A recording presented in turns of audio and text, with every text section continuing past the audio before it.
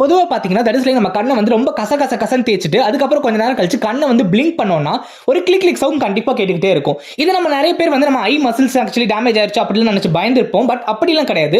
That is like நம்ம கண்ணில் வந்து பாத்தீங்கன்னா லாக்ரிமல் கிளாண்ட்னு சொல்லக்கூடிய ஒரு டியர் ப்ரொடியூசிங் கிளாண்ட் வந்து இருக்குது.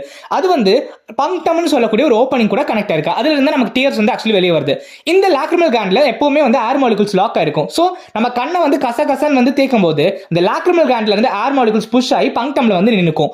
ஸோ ஒவ்வொரு தடவையும் நம்ம வந்து பிளிங்க் பண்ணும்போது இந்த ஏர் மாலிகுல்ஸ் வெளியே வரும். இந்த ஏர் மாலிகுல்ஸ் கொஞ்சம் பிரஷரையும் சேர்த்து வெளியே வரதுனால ஒரு கிளிக் சவுண்ட் கொடுத்துக்கிட்டே வெளியே வருது.